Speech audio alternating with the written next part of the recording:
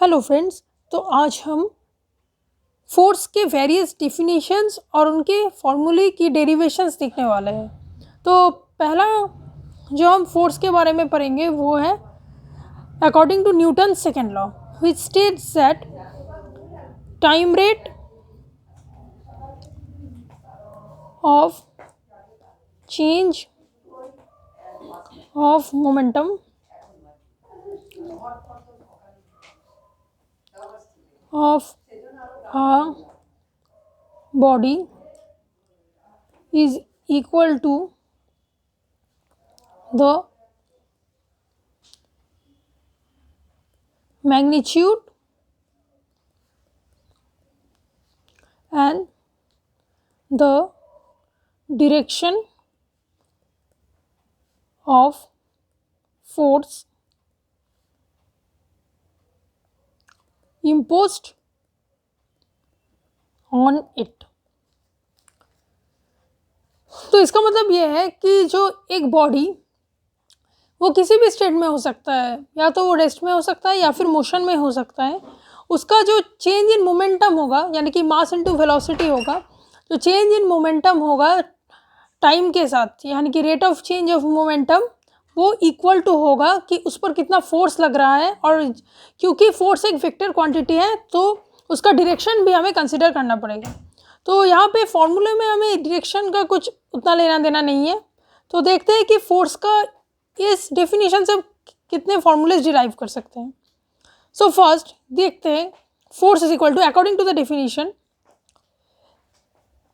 Rate of change of momentum को मान लीजिए p अपॉन टाइम। तो मोमेंटम को हम लिख सकते हैं force is equal to m into change in momentum, इसलिए चेंज इन वेलोसिटी लिख रहे हैं, अपॉन टाइम। दैट इम्प्लाइज, अगर हम change in velocity upon time को देखें, यानी कि final minus initial upon time, तो ये होता है एक्सेलरेशन। तो हम लिख सकते हैं कि force is equal to mass into acceleration. यही स्टैंडर्ड डेफिनेशन है फोर्स का, और ये स्टैंडर्ड एक्सप्रेशन ही हमको ज़्यादातर फॉर्मूले में यूज़ करना पड़ता है। लेकिन कुछ ऐसे भी केसेस होते हैं जहाँ पे हमें ये डायरेक्ट एक्सेलरेशन नहीं दिया जाता, उसके जगह पर कुछ और, जैसे कि डिस्प्लेसमेंट या फिर फाइनल और इनिशियल वेलोसिटी दिया जाता है। तो उस केस में हमें एक्सेलरेशन के जो वेरियस फॉर्मूले हैं हमें मोशन, लॉस ऑफ मोशन में ही मिलते हैं। उसको स्पीड, डिस्टेंस एंड टाइम से उसको लगाना पड़ेगा। फिर तो ये होगा force is equal to mass into acceleration की जगह पे हम लिख सकते हैं, क्योंकि हमको पता है कि v final square minus v initial square is equal to twice of acceleration into displacement.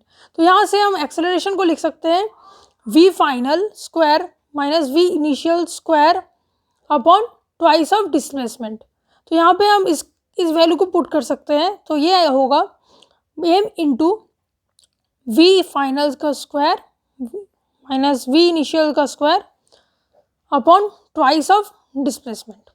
अच्छा, अगर डिस्प्लेसमेंट के लिहाज से ही देखा जाए तो वेलोसिटी को भी हम डिस्प्लेसमेंट अपॉन टाइम लिख सकते हैं। तो इस फॉर्मूले से अगर हम देखें तो यहाँ पर होगा मास इंटू चेंज इन पोजीशन लिख सकते हैं, या फिर डिस्प्लेसमेंट से डायरेक्ट लिख सकते हैं, डिस्प्लेसमेंट अपॉन टाइम, ये होगा वेलोसिटी। और इसके बाद ये वाला टाइम, इसको हम इससे मल्टीप्लाई कर लेते हैं, फिर हो जाएगा m into displacement upon time square. तो ये सभी फॉर्मूले जो है वो आप डायरेक्ट जो लॉज ऑफ मोशन और स्पीड, टाइम एंड डिस्टेंस से निकाल सकते हैं फोर्स का। आगे हम देखेंगे कि एनर्जी और हुक्स लॉ और यानी बाकी सब चैप्टर्स में फोर्स को कैसे डिराइव किया जाता है।